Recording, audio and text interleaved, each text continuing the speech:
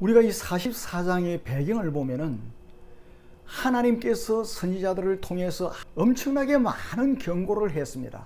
아무리 경고를 하여도 듣지를 않는 거예요. 누가? 이스라엘 백성들이. 이러한 이스라엘 백성들에게 하나님께서는 이사야 선지자를 통해서 예언한 말씀이에요.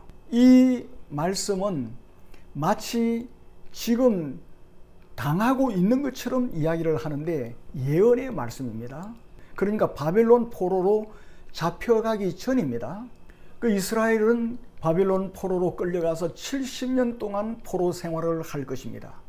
70년이 차면은 여호와께서 바벨론을 멸망시키십니다. 그리고 새로운 나라를 세울 것인데 그 새로운 나라가 바사입니다. 바사는 지금의 이란입니다. 이 바벨론 제국은 지금의 이라크죠. 그 70년이 차면은 그 이라크 제국을 멸망시키고 바사 제국을 세우셔서 새로운 나라의 왕인 고레스 왕을 세우시겠다는 거예요. 그래서 그 고레스 왕을 통해서 포로로 잡혀간 이스라엘 백성들이 예루살렘으로 돌아오게 하실 것이라고 예언을 합니다. 이 고레스라고 하는 왕의 이름까지 정확하게 예언을 하고 있습니다. 이스라엘 백성이 멸망하지 않고 다시 회복되는 것은 전적인 하나님의 은혜로 그렇게 된다는 거예요. 이 바벨론 나라의 포로가 되면은 멸망당할 수밖에 없는데 이렇게 회복되는 것은 하나님의 은혜로 그렇게 된다는 겁니다. 이스라엘 백성들이 신실하지 못함에도 불구하고 하나님께서는 당신의 약속 때문에 하나님의 사랑 때문에 놀라운 은총을 베푸실 것이라고 하는 예언을 하고 있는 거예요. 그래서 이사야 선지자는 여호와 하나님의 유일성과 그리고 우상의 무익함, 이것을 대조하면서 계속해서 예언을 하는 겁니다. 왜 그렇게 하고 있습니까? 이스라엘 백성들이 음란하듯이 우상을 숭배하고 있기 때문에요. 이사야 선지자가 살던 그 시대 말입니다. 너무도 음란하듯이 우상을 숭배했기 때문입니다. 그래서 선지자 이사야는 9절부터 44장 9절부터 20절까지 해서 이방 사람들이 만들어 섬기는 우상의 정체가 무엇인지를 분명하게 말씀하고 있어요. 우상이란 뭔가? 우상에 대해서 너희들이 분명히 알아야 한다. 그래서 우상에 대해서 분명히 밝히고 있는 거예요. 우상을 섬기는 것만큼 어리석은 것도 없다는 사실을 가리키고 있는 거예요. 가장 어리석은 사람이 누구냐? 우상 섬기는 사람들이라는 겁니다. 이스라엘을 바벨론에서 건지실 여호와 하나님은 처음이요 마지막이에요. 그 어떤 신도 하나님을 필적할 만한 상대가 못 됩니다. 하나님은 오직 유일하신 신이세요. 그 하나님은 자기 백성을 위해서 하나님의 성령을 부어주실 것이라고 3절에서 말합니다. 하나님께서는 성령을 당신의 백성들에게 부어주시겠다는 거예요. 그리고 21절을 보면은 이스라엘 백성들, 하나님의 택한 백성을 영원토록 잊지 않을 것이라고 말씀하고 있습니다. 절대로 너희들을 잊지 않겠다는 거예요. 그리고 22절에 보면은 참 놀라운 사랑을 말씀하고 있습니다. 우리에게 엄청난 위로가 됩니다.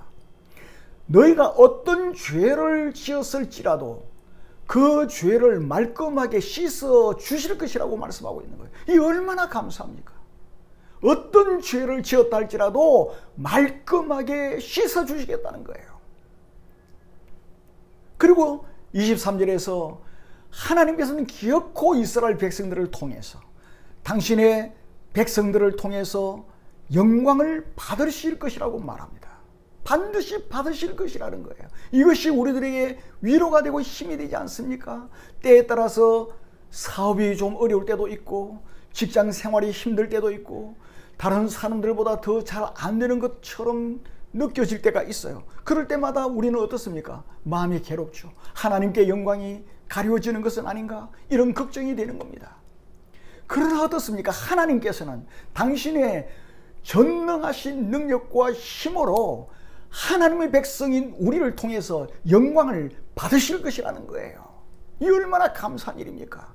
그렇기 때문에 우리는 어떠한 경우에라도 낙심하거나 절망해서는 안 됩니다. 이스라엘 백성들은 아무리 절망스러운 환경 가운데 놓여 있다 할지라도 절망해서는 안 돼요. 결코 두려워해서는 안 된다는 사실을 2절에서 말씀하고 있고 또 8절에서 말씀하고 있는 거예요. 오히려 두려워해야 될 사람은 어떤 사람들입니까? 하나님을 믿지 않는 사람들, 우상을 숭배하는 사람들이, 그 우상을 만들어서 숭배하는 사람들이 두려워해야 되지 하나님의 백성들이 두려워해서는 안 된다는 거예요. 하나님은 역사를 주관하시는 분이십니다. 역사의 주인이세요.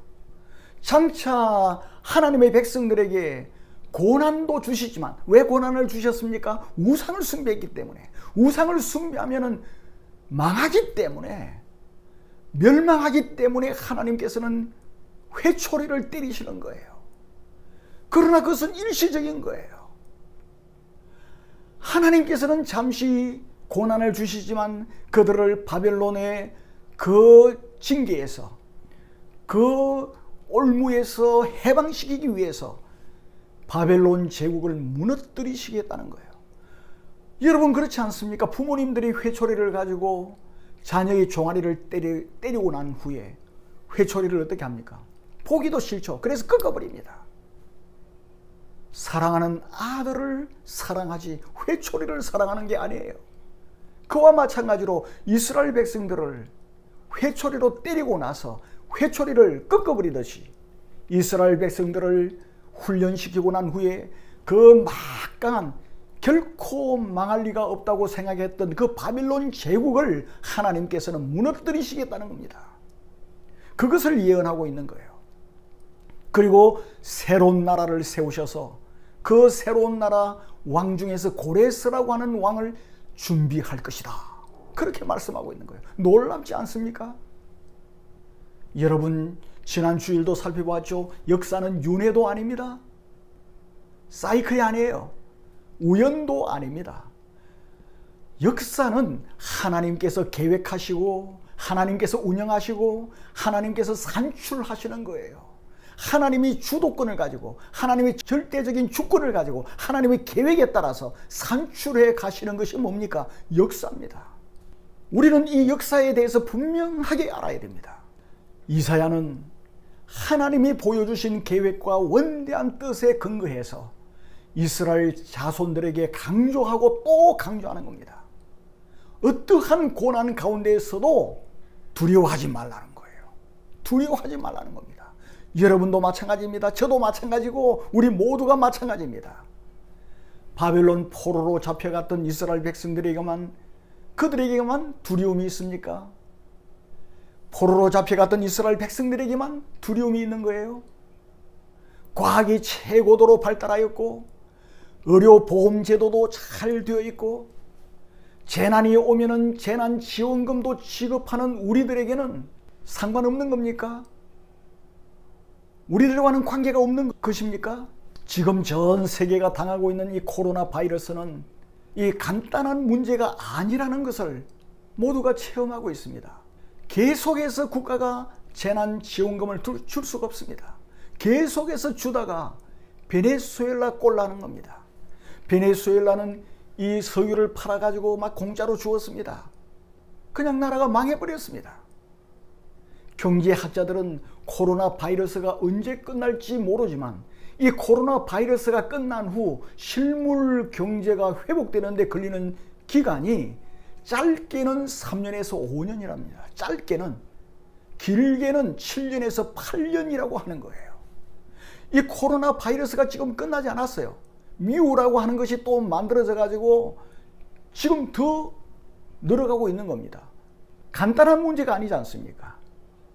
더 중요한 문제는 이 기간 뒤에는, 이 코로나 바이러스가 끝나고 난 뒤에는 전혀 다른 세상이 펼쳐진다는 예상을 하고 있습니다.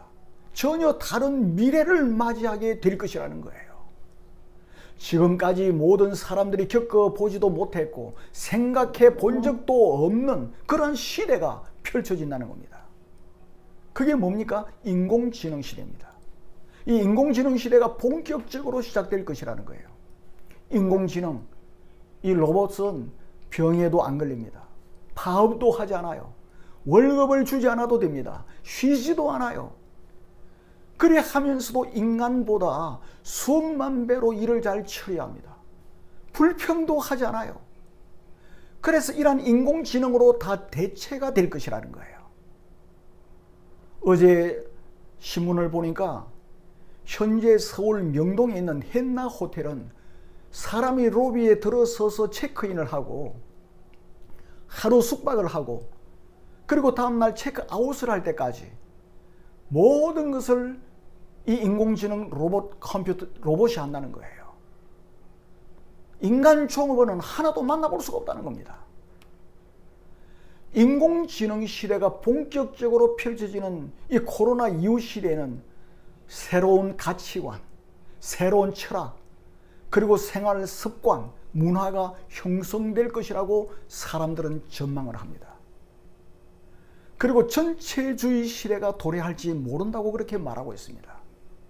서울대학교 공대 유기훈 교수 팀은 이 인공지능 시대가 본격화되면 앞으로 장차 우리나라 인구의 99.97%가 난민 수준의 삶을 살 것이라고 전망하고 있어요.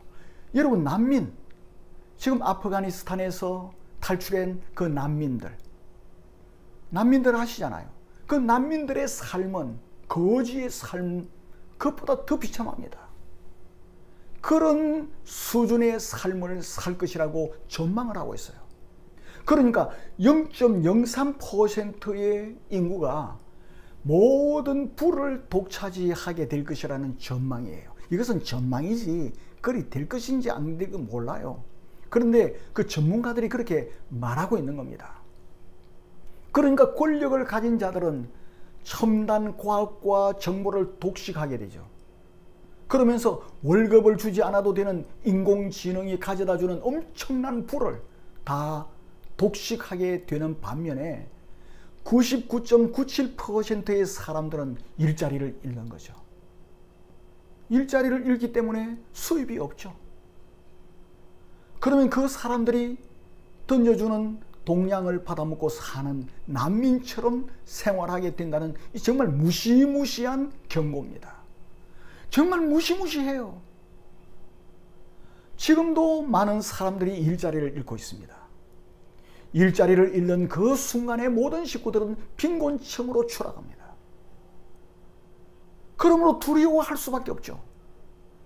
현대인들은 모두가 두려움에 빠져 있습니다.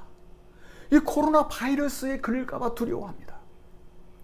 세계 선교사님들의 이 카톡방이 있는데 세계 선교사님들이 들어와가지고 정보를 교환하고 기도 제목을 내는데 필리핀 선교사님들이 제일 많이 코로나 바이러스에 걸렸어요. 그리고 희생이 또 제일 많이 되고 있습니다. 이 필리핀 선교사님들이 제일 많이 어떻게 걸렸는지 모르겠어요. 그러니까 모두가 이런저런 일로 인해서 두려워하고 있습니다. 어떤 사람들은 이 공무원들은 참 좋다. 공무원들은 철가방이다. 그렇게 매스컴이 보도를 하기도 합니다. 하지만 이 공무원들까지도 점차 인공지능으로 대체될 것입니다. 의사들도 마찬가지라는 거예요. 의사들도. 그러니까 어디 좋아라 할 게 없어요. 인간적인 전망, 인간의 학자들이 주는 전망을 들으면 그냥 걱정이 되고 어깨가 늘어지고 그냥 절망할 수밖에 없는 겁니다. 여러분, 이러한 때에 우리 하나님의 자녀들은 어떻게 해야 하느냐 그 말입니다. 그러한 소식을 듣고 뉴스를 듣고 수많은 책들을 보고 나서 우리가 절망하고 걱정하고 근심하고 그렇게 살아야 할 것인가? 우리 하나님의 자녀들은 이러한 시대를 어떻게 살아야 할 것인지를 우리는 생각해야 되는 겁니다. 바벨론 포로 생활을 하게 될 때 이스라엘 백성들이 결코 두려워하지 말라고 우리 하나님 말씀하십니다. 그 하나님은 동일하신 하나님이신데 지금도 우리들에게 같은 말씀을 하고 있는 거예요. 이 시대를 살아가고 있는 영적인 이스라엘 백성들인 저와 여러분에게도 뭐라고 말씀하십니까?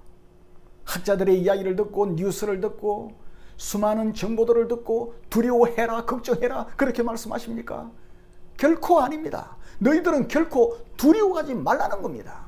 이것이 오늘 우리에게 주신 하나님의 말씀의 요지입니다. 그런데 문제가 뭐예요? 뭐가 문제입니까? 아무리 우리가 두려워하지 않으려고 해도 마음대로 안 됩니다. 걱정하지 않으려고 해도 걱정이 안 됩니까? 이놈의 걱정과 두려움은 살며시 들어와서 마음을 흔들어댑니다. 이거는 시도 때도 없어요. 잠잘 때도 이놈은 들어와가지고 사람을 깨우는 겁니다. 하나님께서 이사야 선지자를 통해서 우리에게 주신 두려움을 이기는 처방이 뭐죠? 그 첫째가, 가장 중요한 첫째가 듣는 거예요. 뭐라고요? 히어링이에요. 히어링. 듣는 겁니다. 그래서 1절에서 제일 먼저 하신 말씀이 뭡니까? 이제 들으라, 그렇게 말씀하고 있는 거예요. 1절의 말씀의 원문인 히브리어 성경에서는 이제 들으라 하는 말씀이 제일 먼저 나옵니다. 앞에 나와요. 우리 성경은 제일 뒤에 나오죠. 왜 그렇습니까? 우리 말의 어법상 동사가 제일 뒤에 나와요. 그런데 히브리 말은 동사가 앞에 나옵니다. 그래서 이제 들으라 제일 먼저 나오는 거예요. 히브리 성경 원문대로 번역하면 그러나 이제 들으라 하는 말씀이에요. 우리 성경에서는 그러나가 생략이 되어 있습니다. 그런데 이 그러나 이 말은 참 중요한 접속사입니다. 왜 그렇습니까? 앞장인 43장에서는 이스라엘 백성들이 우상을 숭배함으로 범죄하여 바벨론 포로로 끌려갈 것을 예언합니다. 우상 숭배함으로 가장 무자비한 바벨론 제국으로 끌려가면 멸망당할 수밖에 없어요. 나라가 없어지는 겁니다. 그 포악한 갈대아 사람들의 압박을 받고서도 상식적으로 볼 때 소생할 가능성이 없는 거예요. 이러한 상황에서 하나님께서 44장 1절로 넘어가면서 그러나 그렇게 말합니다. 인간적으로 볼 때는 전혀 희망이 없다. 이치적으로 따져보면 절망이다. 그러나 이제 들으라 이 말씀이에요. 그러나 이제 너희들은 들으라 하시면서 새로운 소망의 약속을 하시는 것입니다. 우리가 살아가고 있는 이 시대 역시 그 당시와 별반 다를 바가 없지 않아요? 정치적으로나 경제적으로 부의 편중이 심해지고요. 세계 어느 나라든지 예외가 없습니다. 그뿐만 아니라 괴질이 창궐합니다. 코로나 바이러스는 계속해서 영리하게 마귀적인 두뇌를 가지고 변이를 거듭합니다. 인간의 의수를 비웃습니다. 이제는 뮤라고 이름 지어진 코로나 바이러스가 등장했는데 인간의 항체를 무력화시키고 있습니다. 이러한 보도를 접할 때 누구나 두려워할 수밖에 없습니다. 하지만 우리 하나님께서는 택하신 당신의 백성들인 우리에게 단호하게 말씀하십니다. 그러나 이렇게 말씀하시는 거예요. 우리 하나님 아버지께서는 그러나 이제 들으라고 말씀하십니다. 그리고서 소망을 말씀하시는 거예요. 우리는 들어야 됩니다. 들어야 돼. 그러면 무엇을 들어야 합니까? 무엇을 들어야 하죠? 그 첫째로 우리가 들어야 할 것은 하나님은 어떤 분이신지에 대해서 들어야 합니다. 두려워할 수밖에 없는 시대에 혹세 몸이 나는 일들이 많아집니다. 말세론이 사람들의 마음을 사로잡습니다. 그 말세론을 들으면 더 두려워요. 그래서 일이 손에 안 잡히는 거야. 그러나 사회가 혼란하고 여러 가지 재앙이 엄습하면 할수록 우리는 하나님에 대해서 들어야 됩니다. 그런 수많은 사람들의 이야기를 듣는 것이 아니라 하나님에 대해서 들어야 돼요. 하나님은 어떤 분이신가에 대해서 성경이 말씀하시는 것을 들어야 하는 것입니다. 그렇게 함으로 하나님에 대해서 성경대로 하나님을 믿어야 되는 거예요. 여러분, 이것이 두려움을 이기고 승리하는 처방법입니다. 이 사회가 혼란하고 여러 가지 재앙이 엄습하면 할수록 우리는 하나님에 대해서 들어야 하는 거예요. 하나님은 어떤 분이신지 성경이 말씀하시는 것을 들어야 됩니다. 그래서 하나님에 대하여 성경대로 알고 믿어야 되는 거예요. 어느 학자들이 말하는 것, 어느 유명한 목사가 말하는 것이 아니라 성경대로 알고 믿어야 되는 거예요. 이것이 두려움을 이기고 승리하는 처방법입니다. 그래서 1절에서는 여호와 하나님의 창조자 되심과 유일하심을 강조하고 있는 거예요. 포로가 되어서 바벨론 땅에서 하루하루 소망 없이 살아가는 이스라엘 자손들은 여호와께서 우리를 버리신 것은 아닌가? 우리가 우상을 숭배하고 못된 짓을 했기 때문에 우리를 영영 버리시는 것은 아닌가? 그런 생각도 드는 거예요. 이스라엘의 여호와 하나님이 바벨론의 신과 싸워서 바벨론의 신에게 패배한 것은 아닌가? 이러한 의심을 품는 사람도 일어날 것입니다. 안 그렇겠습니까? 그러한 의문들이 오래가면 신앙이 송두리째 흔들려 버립니다. 그냥 신앙이 없어져 버리는 거예요. 그래서 바벨론의 신을 섬겨볼까? 바벨론 사람들이 믿는 그 신앙을 가져볼까? 이런 마음을 가질 수도 있는 겁니다. 그래서 하나님께서는 이사야를 통해서 장차 바벨론 포로 생활을 하게 될 때를 대비해서 신앙 훈련을 시키고 있는 거예요. 미리 말씀으로 훈련시켜서 포로로 끌려가게 되었을 때 그릇된 길에 빠지지 않도록 하셨습니다. 더 나아가서 이스라엘 백성들이 오히려 포로 생활 가운데 소망을 가슴에 품도록 하신 거예요. 이 포로 생활, 고난 가운데 소망을 품도록 하신 거예요. 그리고 영광스러운 미래를 바라보게 한 거예요. 영광스러운 미래를 바라보고 지금을 인내할 수 있도록 훈련시킨 거예요. 꿈이 있는 사람은 절망하지 않습니다. 그 나치 수용소에서 절망하지 않고 소망을 가진 사람은 소수이지만 살아남았습니다.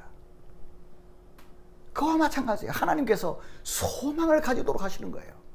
저와 여러분도 소망을 가져야 됩니다. 어떠한 가운데서라도 우리는 소망을 가져야 돼요. 그래서 우리는 하나님에 대해서 부지런히 들을 때 두려움을 이길 수 있는 겁니다. 그리고 우리가 두 번째 들어야 할 것은 나는 하나님의 종이라는 사실에 대해서 들어야 됩니다. 여러분 1절을 보시기 바랍니다. 하나님께서는 그러나 이제 들으라 라고 말씀하신 후에 나의 종 야곱아 그렇게 말합니다. 나의 종 야곱. 이스라엘 백성들은 바벨론 포로지에서 살면서 바벨론 사람들을 주인으로 모시고 살아가게 될 것입니다. 그 당시 노예는 인간도 아니었어요. 그 바벨론 사람들을 주인으로 섬기게 될 것입니다. 그러나 이스라엘 백성들이 꼭 기억해야 될 게 있다는 겁니다. 그게 뭡니까? 이스라엘 백성은 바벨론 사람들의 종이 아니라는 거예요. 비록 끌려갔지만, 포로로 끌려갔지만 바벨론 사람들의 종이 아니라는 단호한 선언입니다. 나의 종 야곱이라는 겁니다. 이스라엘은 바벨론에 종속된 자가 아니에요. 어둠의 세력에 짓눌려 살아가는 존재가 아닙니다. 이스라엘은 살아계신 하나님을 섬기는 자들이에요. 택함받은 백성들입니다. 이스라엘은 바벨론의 소유가 아닙니다. 이스라엘은 하나님의 소유입니다. 하나님의 소유된 백성이에요. 이스라엘은 하나님께 특별한 존재입니다. 하나님의 소중한 존재입니다. 하나님의 관심과 보호의 대상이 누구입니까? 이스라엘 백성들이에요. 지금 저와 여러분도 마찬가지입니다. 저와 여러분이 이러한 소중한 존재예요. 하나님의 관심과 보호의 대상이에요. 하나님의 소중한 자녀입니다. 이것을 여러분 잊지 마시기를 바랍니다. 구약 성경에서 나의 종이라는 이 호칭은 중요한 호칭입니다. 아브라함, 모세, 다윗, 이사야, 이러한 하나님께서 가장 신뢰하는 자들에게만 부여되었던 명칭이 나의 종이라는 명칭이에요. 영광스러운 명칭입니다. 너무나 복된 명칭입니다. 이 호칭은 고대 이방 세계에서 주인된 자가 노예를 대하는 것과 다른 것입니다. 고대 이방 세계에서는 노예를 하나의 가축으로 생각했습니다. 생산 기계로 생각했습니다. 그래서 마음에 들지 않으면 마음대로 죽였습니다. 없애버렸습니다. 인간으로 생각하지 않았습니다. 노예는 가축이요, 가구요, 농기구였습니다. 그러나 하나님께서는 그러한 이방 나라를 악하다고 말씀하십니다. 하나님의 모양과 형상을 따라 지음받은 것이 인간이요, 노예도 인간이기 때문에 하나님의 모양과 형상을 따라 지음받은 고귀한 존재라고 하나님은 말씀하시는 거예요. 하나님께서 나의 종이라고 부르실 때는 하나님의 인격적인 교제의 대상으로 취급한다는 거예요. 인격적인 교제의 대상이에요. 깊은 사랑과 신뢰의 대상으로 여기시는 호칭이 뭡니까? 나의 종이라는 호칭입니다. 아울러 이러한 호칭을 부여받은 자는 하나님께 속하여 하나님과 복된 교제를 나누게 되는 겁니다. 아브라함, 이삭, 야곱, 그리고 다윗, 지금 이 시대를 살아가는 그리스도 안에서 우리가 그러한 거예요. 저와 여러분이 그러한 겁니다. 우리는 언제나 그리스도 예수를 통하여 하나님 아버지의 은혜의 보좌 앞에 담대하게 나갈 수 있습니다. 우리는 창조주 하나님 아버지께 그리스도 예수 이름으로 나아가서 우리의 사정과 소원을 말씀드릴 수 있습니다. 여러분도 그렇게 했잖아요. 하나님 아버지의 보호와 인도와 도우심을 받게 되는 우리들입니다. 이것이 하나님의 나의 종이라는 의미예요. 그뿐만 아니라 우리는 하늘에 속한 모든 신령한 복을 다 받으면서 살게 되었잖아요. 그러므로 이스라엘 백성은 어떤 곳에 살든지 어떤 삶의 자리에 있든지 어떤 위기와 어려움 속에 있다 할지라도 소망을 잃어서는 안 돼요. 절망해서는 안 돼요. 하나님의 자녀라고 하는 긍지를 잃어서는 안 됩니다.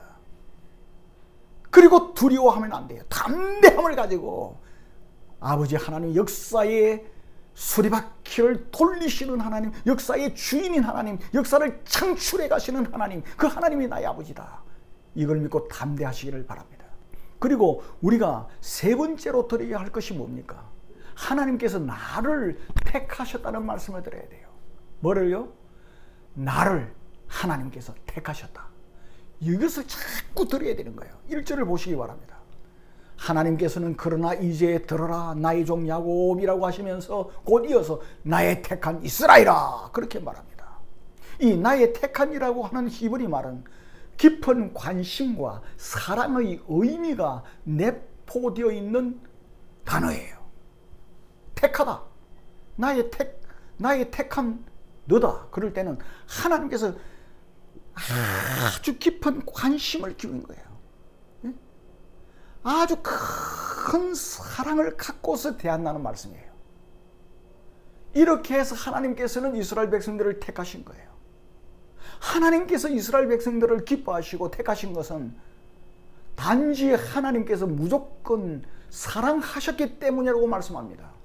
신명기 7장 7절 8절에서 말씀하고 있어요. 이스라엘 백성들이 공의로웠기 때문이 아니에요. 이스라엘 백성들이 착했기 때문이 아니에요. 이스라엘 백성들이 정말 하나님을 잘 섬기는 그런 거룩한 사람들이었기 때문이 아니라고 말씀하십니다. 신명기 7장을 보면 수요도 적었고요.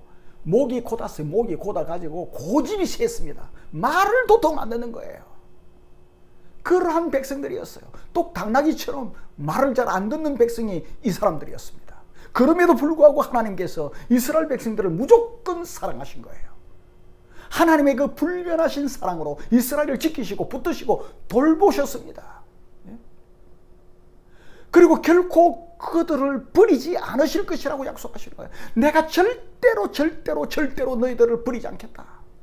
하나님은 당신의 백성을 전능하신 계획과 신실한 성품과 영원한 작정의 근거에서 선택하신 거예요. 그 절대로 너희들을 안 버린다. 이렇게 말씀하시고 있는 거예요. 에베소서 1장에서는 우리를 창세전에 택하셔서 그리스도 예수로 말미암아 아들로 삼으셨다고 말씀하고 있습니다. 창세전에 우리를 택하셨어요. 그리고 예수 그리스도로 말미암아 아들로 삼으신 거예요. 그리스도에게서 일어난 모든 일이 우리에게 일어났고 그리스도와 한 몸을 이루었고 전능하신 예수 그리스도로부터 모든 것을 공급받아요. 왜? 머리가 예수님이시니까. 우리는 그분의 몸이니까.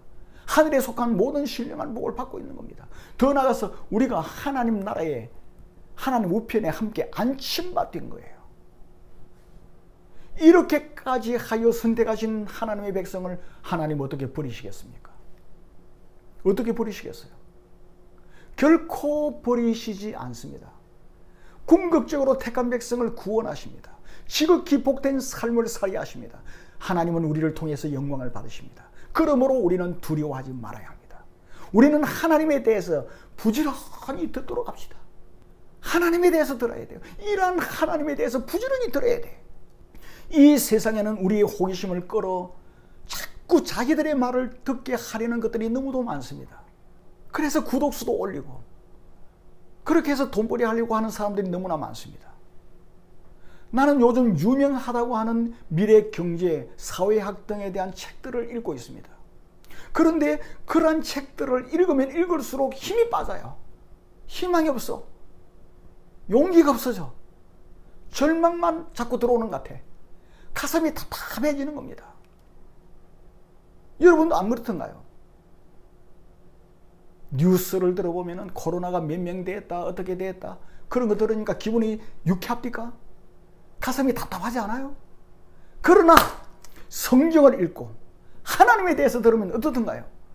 그러한 것은 안개가 그치듯이 말끔히 사라지고 희망이 넘치고 담대함을 가지고 있죠. 담대함이 찾아오는 겁니다. 찬송을 하게 되는 거예요. 그래서 우리는 자다가 깨어야 되는 거예요. 빛의 갑옷을 입어야 돼요. 자다가 깨어서 빛의 갑옷을 입는 것이 뭡니까? 하나님에 대해서 더 부지런히 듣는 거예요. 뉴스를 들을 때든지 친구로부터 무슨 말을 들을 때든지 우리 마음에 걱정과 근심이 밀려옵니다. 그리 할 때 우리는 단호하게 그것을 털어버려야 돼요. 우리 옷에 더러운 게 묻으면 어떻습니까? 빨리 털어버리죠. 씻어버리죠. 그와 마찬가지로 우리 심령 속에 이 더러운 것들이 들어오면 빨리 털어버려야 돼. 털어버리는 게 뭡니까? 즉시 하나님에 대해서 생각하고 하나님으로 우리 마음을 깨끗하게 씻고 그것을 밀어내버려야 되는 겁니다. 그러므로 우리는 하나님에 대해서 들어야 되는 거예요. 하나님을 생각하면 우리 하나님께서 우리들에게 말씀하시는 겁니다. 나의 종 야곱, 나의 택한 예수로나 두려워하지 마라. 두려워하지 마라는 음성을 듣게 되는 거예요. 너는 나의 종이고 내가 택했다. 그러므로 두려워하지 마라. 내가 너 아버지다. 내 독생자 그리스도 예수를 너희들에게 보내주지 않느냐. 그래가지고 너희들을 건졌는데 내가 너희들을 그냥 두겠냐. 반드시 너희들을 지켜줄 것이다. 승리하게 하실 것이다. 그렇게 말하고 있습니다. 제가 얼마 전에 조던 피터슨이라고 하는 사람이 쓴 인생의 12가지 법칙이라는 책을 보니까 거기에도 별로 참 희망을 주고 용기를 주는 게 별로 없어요. 말은 다 맞는 말인데 참 말은 맞아요. 말은 맞는데 그걸 어떻게 하라는 거예요. 그 인생 12가지 법칙을 보면은 법칙 1이 뭔가 하면은 어깨를 펴고 똑바로 서라. 이거는 맞는 말 같아요. 늘 우리 하나님 아버지를 생각하면서 하나님에 대해서 듣고 항상 담대함으로 길을 걸어갈 때도 어깨를 펴야 돼. 요즘에는 나이 많은 사람이나 적은 사람이나 다 이 핸드폰 들고 이래가 고개를 구부중해 이래가 다녀. 그리 하지 말라는 거예요. 그러다 전봇대를 들어받아가 옛날에 한 죽은 사람도 있고 그래요. 그러다 맨홀에 빠져가지고 허우적거리는 사람도 있고. 그러니까 이거 들고 이리 보고 다니지 말고 피터슨은 뭐라고 말했습니까? 가슴을 어깨를 딱 펴고 이 가슴 펴라고 어깨를 펴고 똑바로 서서 설 때도 구정하게 있지 말고 어깨를 딱 펴고 똑바로 서라는 거예요. 걸어갈 때도 이렇게 딱 똑바로 걸어가라는 겁니다. 이 중요한 거예요. 자세가. 꼭 그렇게 하시기를 바랍니다. 꼭 걸어갈 때 딱 어깨를 펴고 앞을 딱 보고 딱 이렇게 걸어가는 거예요. 그래 하면 두려움을 심으려고 호시탐탐 기회를 노리는 마귀는 놀라 도망치는 거예요. 왜? 나는 하나님의 자녀고 하나님이 나를 지켜주시기 때문에 누가 나를 감히 대적하랴. 어깨를 탁 펴고 가슴을 펴고 앞을 보고 딱 걸어가는 겁니다. 그래서 성령 충만함으로 찬송가를 부르며 기쁨이 가득하고 행복한 삶을 살아가는 저와 여러분이 다 되기를 주님의 이름으로 축원합니다.